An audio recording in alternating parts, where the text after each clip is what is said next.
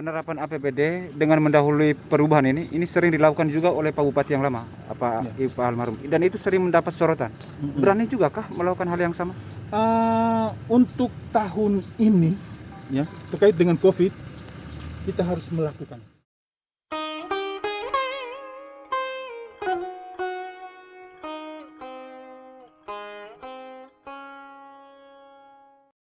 Yang mungkin selama ini mati suri, ya, saya akan menghidupkan kembali peran para asisten sehingga sekdanya itu bisa leluasa, ya. Dan sekda menjadi tukang masak yang paling ahli di situ. Keputusan terakhir ada di sana. Tapi mereka yang harus mengelola semua ini, meramu semua bumbu ini sehingga masyarakat itu makannya enak. Bapak itu seperti di waktu 10 bulan ini apa jadi prioritas Bapak? Pertama birokrasi, kedua saya ingin mengurai kemacetan di depan rumah jabatan, BBM, ya. Caranya apa? Panjang BBM Caranya? Pasokan BBM harus lancar. Artinya Bapak mau memberikan izin kepada kapal transportir yang mungkin selama ini belum diberikan izin masuk begitu. Persis.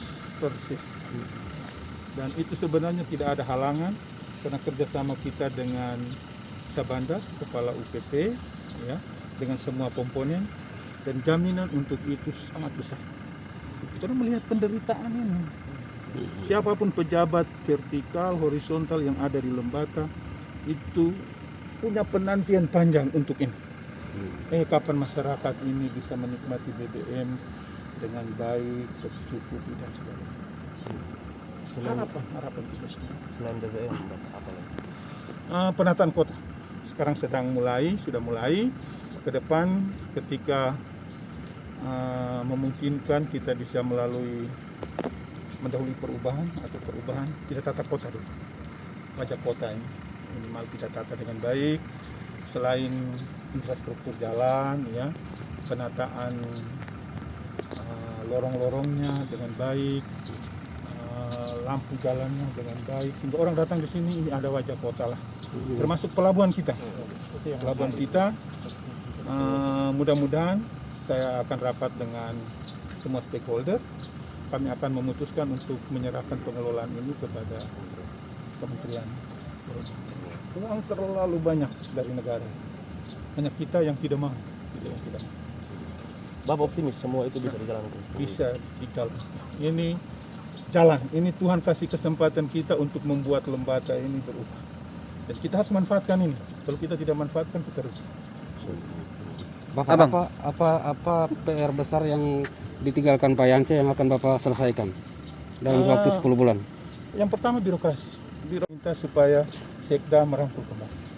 Ini anak laut tanah semua ini, mereka orang-orang mampu semua. Tempatkan mereka pada tempatnya. The right man on the right place. Tidak ada orang yang sempurna. Saya tidak sempurna, sekda tidak sempurna, semua staf yang ada di bawah tidak sempurna. Mari kita melihat orang dari segi positifnya, ya. Jangan melihat kekurangannya. Kita semua punya kekurangan. Karena itu pacu mereka untuk bekerja di dalam struktur. Pak